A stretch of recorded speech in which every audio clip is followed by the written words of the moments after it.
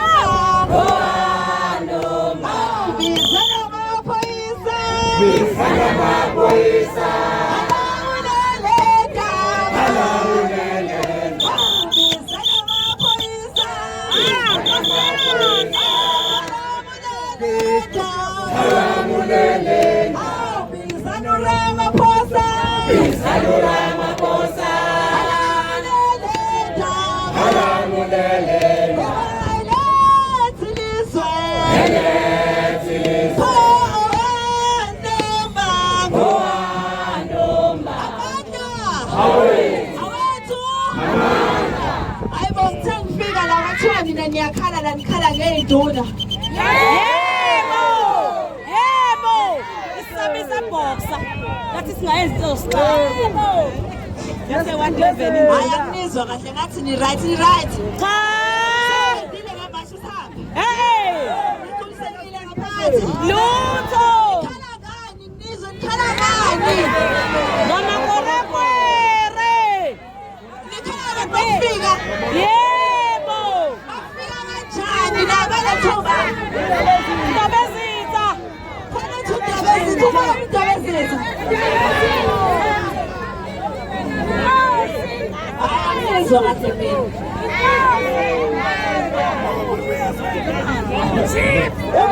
Indawo abanike indawo. Kanibona yini nina abanyazi bendawo? Kanti nisabani?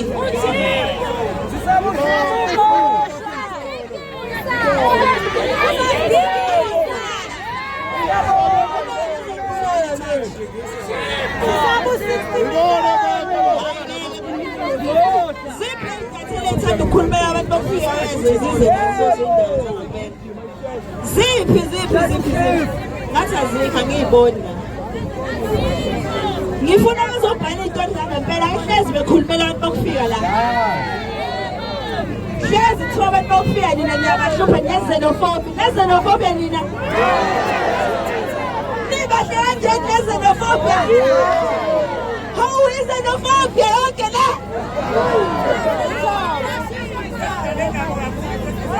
seni-right nithi abahambe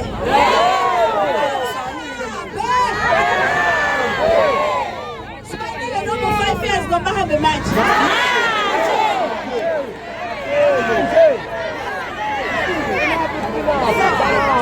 athi bafuna u-5 years Asinawo! Awusekho! okay Abayage manje osela qoqa umswala ngawo.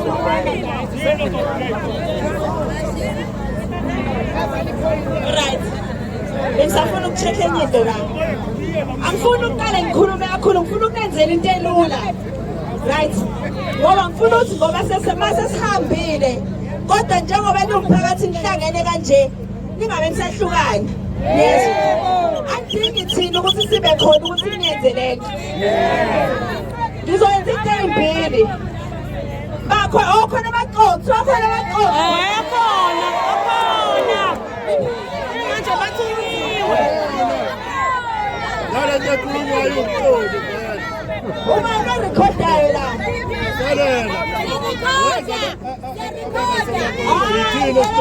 lutho angithinte mina ngeza lutho ukhuluma iqiniso la ngeza besithi abahambe sithini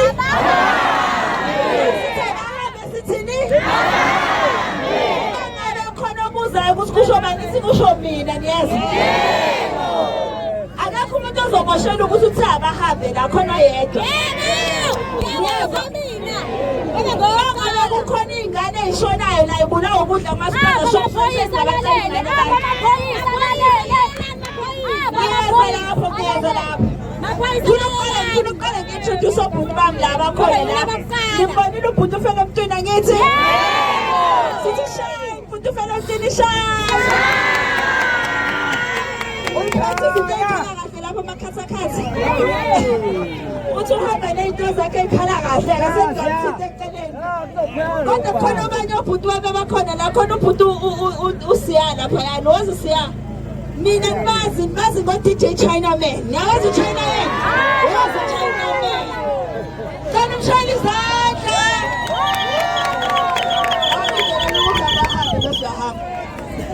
Sanibonani njani?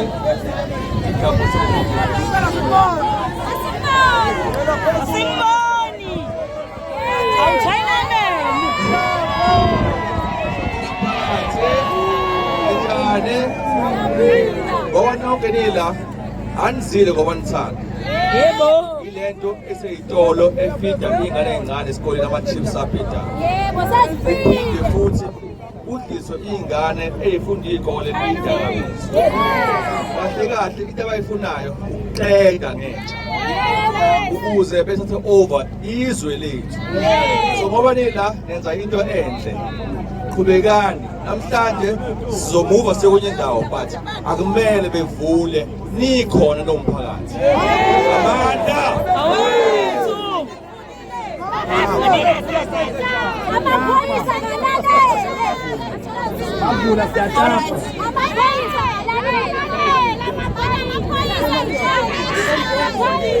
alright sizocela ngibiza ubudokotela phela okay akekho udogo usabalele kodwa khona umculo wethu simthandayo futhi wegospel ekuthiwa uNtokozo Ngongoma nangu Ntokozo nangu Ntokozo xa simshayela Awuze wonke wo. Woza wonke wo Mantobo. Woza Mantobo. Sanibonani. Ninjani? Sithi abahambe ngegama likaJesu. Sothi abahambe ngegama likaJesu. Mina-ke uNtokozo Ngongoma ekhaya kulapha ngaphesheya kwaNomakhanzane. Ngifunde kwaNomakhanzane. Awumantobo mfethu. So kusekhaya la. Njengoba ngilana ngizoma nabantu bangakithi ngithi abahambe. Ngasekhaya la. Isikhathi sokuthula singakhuluma siphelile. Uma singalwela izwe lethu akekho umunye umuntu oyalwela. Thina njengabantu sinamandla ukuyikhulumela. Sinamandla futhi kakhulu uma sihlangene singawena engekho amaxoki phakathi kwethu. Angithi niyezwa.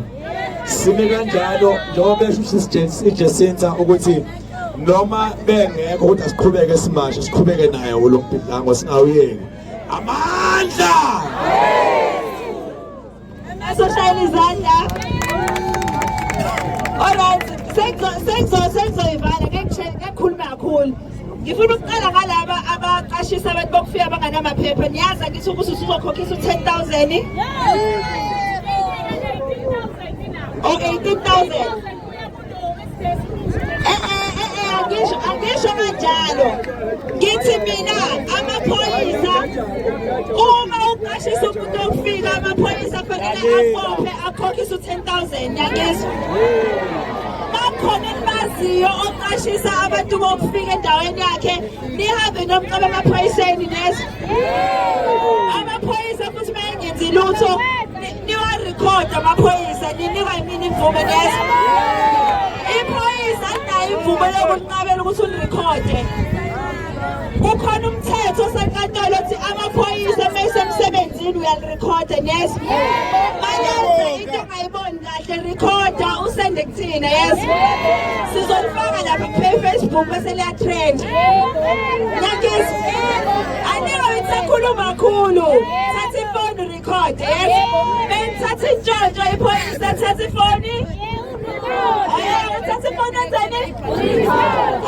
kakhulumi kakhulu nonke nozozo nomunye uzozo ngoba sabacela sathi ngomhla ka-30 abahamba ngithi baqhubeka bona bakholoza umkhankaso omusha sabe sithi abahambe sesithi manje usaleleni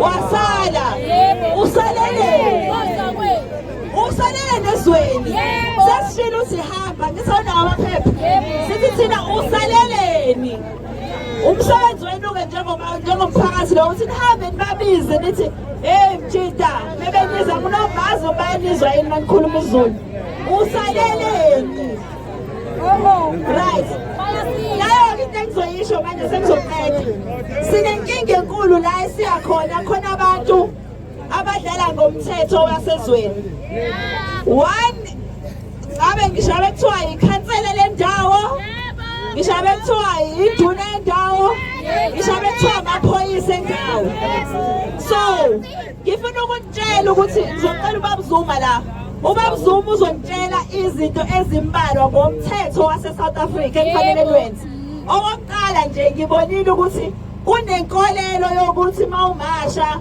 kuney'ndawo ongafanele uye kuzona kanjani ayikho yonke leyo nto yes kukhona ney'nkolelo yokuthi amaphoyisa adinga iwaranti ukuze angene endaweni makhona ubugebengu obenzakalayo ngaleso sikhathi ayikho yonke leyo nto ngisho ningavuka ekuseni makhona umuntu wenza ubugebengu niyolanda amaphoyisa awanayo imvumo yokunqaba nengizwa Bonabanyela banqabayo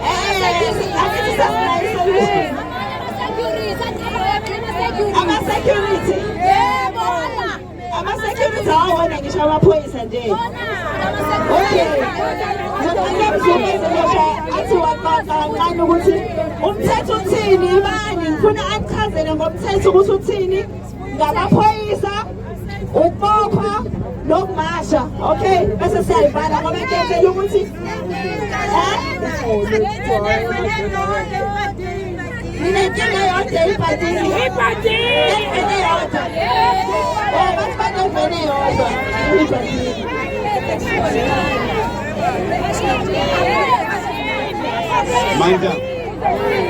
Manda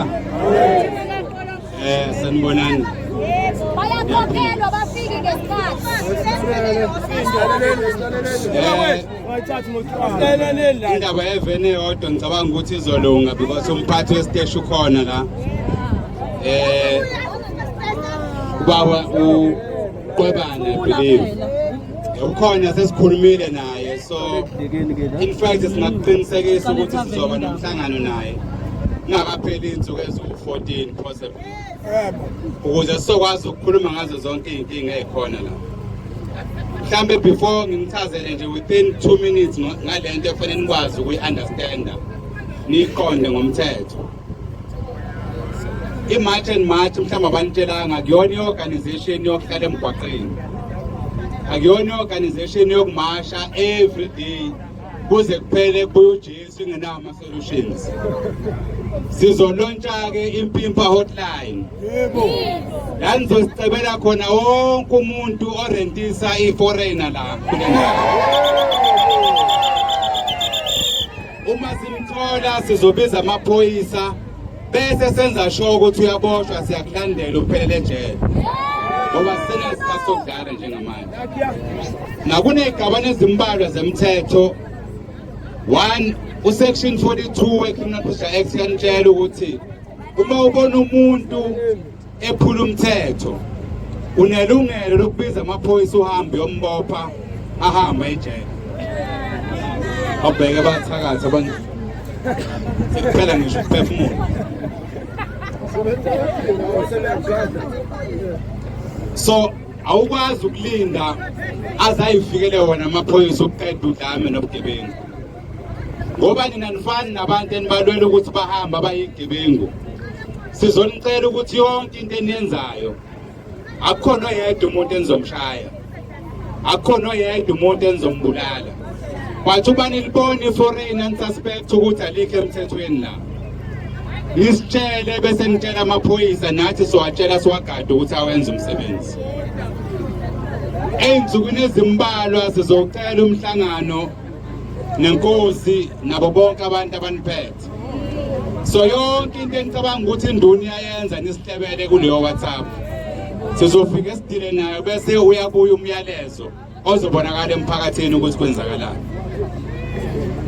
umthetho uthi akekho umuntu ovumelekile eSouth Africa ukunikeza izinsiza kwenza whether isesibhedlela isikole noma ikuphi umuntu ongekho emthethweni la. So uma ufica umuntu kaSASSA Mpimpa, uma ufica umuntu eseklinikhi engekho emthethweni report, ngoba zikhona igaba ezithi umuntu umegulela ukufa kufanele asizwe. Kodwa uma ngabe umuntu la ngokungekho emthethweni kunendlela okufanele kwenzeke ngayo.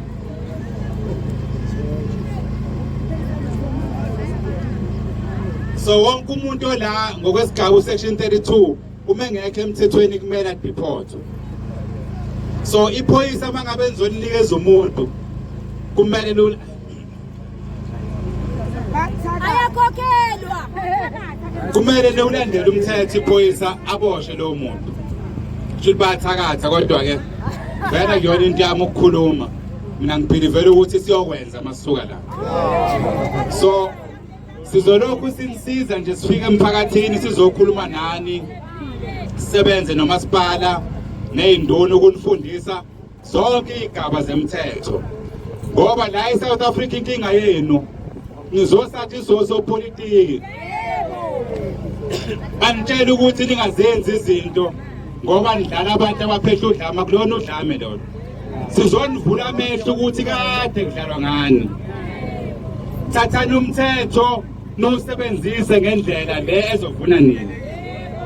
Njoba niyovota nje umthetho uthi hambani niyovota. Ingakho noma campaign ofana umbuzo umuntu umkhipha nini lo ya before ngiyovota, so that umuntu umvotela umuntu okwazi ukukhipha iforeign. But even abantu abenza amabhizinisi la kufanele ngokwesigaba esikhona ku yes khona nesigaba esikhona kuyimthetho wamakhampani ukuthi omasipala kufanele benze ama-bylaws ukuze umuntu bezofuna ukudlala ibhizinisi la ahambise ngokomthetho. Kufanele abe nemali abanayo, kufanele abe nama-documents ahamba ngokusemthethweni. So ke sizokhuluma nomasipala nabonke omasipala ukuthi akureview ama-bylaws ukuze wonke umuntu la wangaphandle akawuyeke umnotho wasemakhaya kubantu basemakhaya.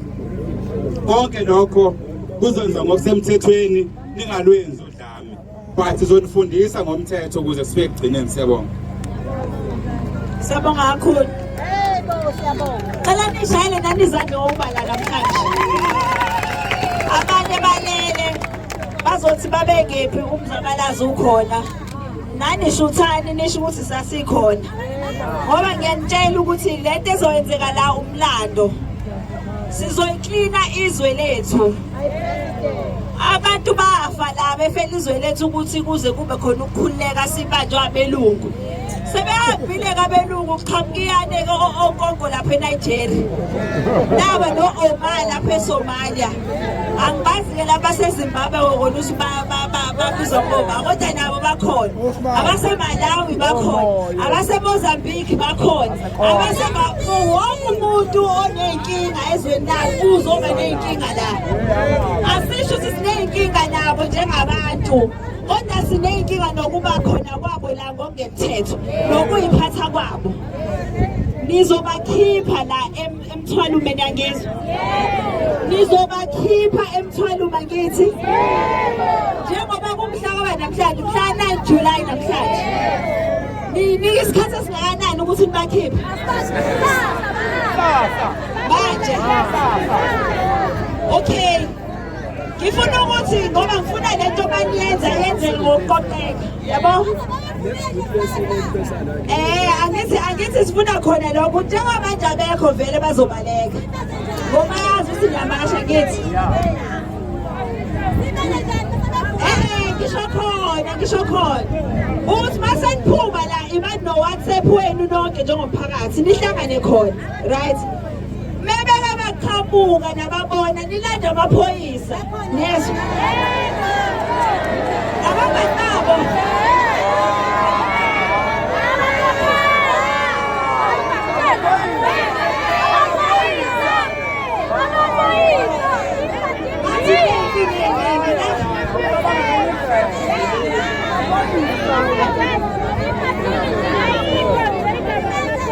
inkinga eyiningi. Okay. Njengamanje njengoba ngila ngifuna ukucacisela ukuthi ngoba ngila ukukhona iy'nqwaba ey'ntatheli angikho la ngoba ngithi ngifuna ukuthi size kumina ngifuna ngoba zilalele iy'nkinga esihlale sibhekana nazo uma size kumina. Ngiyangizwa manje angifuni abantu abasabayo futhi inkinga yami leyo bazonibopha akekho umuntu ozonibopha ngithi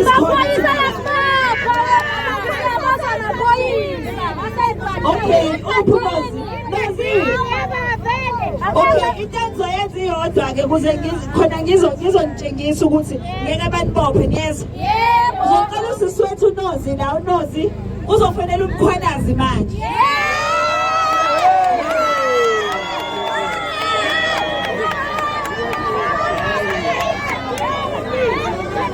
Uphi Nozi? uNozi uzofonela umkhwanazi manje niyezwa. Bayamfonela ngizweni phela. Ngizweni. Bayamfonela uNozi umkhwanazi. Sizomtshela ukuthi abantu basemthwaluka bakhala ngamaphoyisa akhe.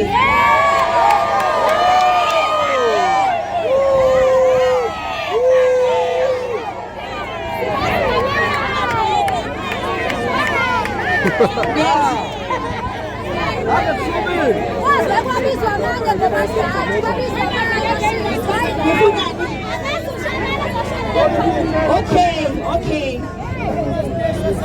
Okay, nayi kodwa into esizoyicela kumina. Okay, kulungile ngiyanizwa.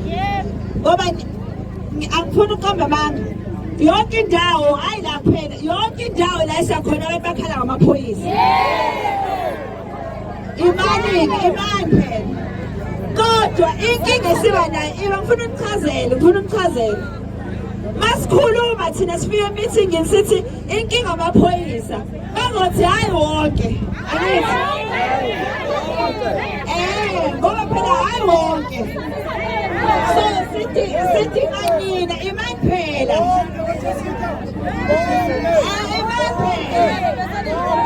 Ingakho sithi thina sithi kanina ukuthi sitshele thina ukuthi obani amaphoyisa enhluphayo.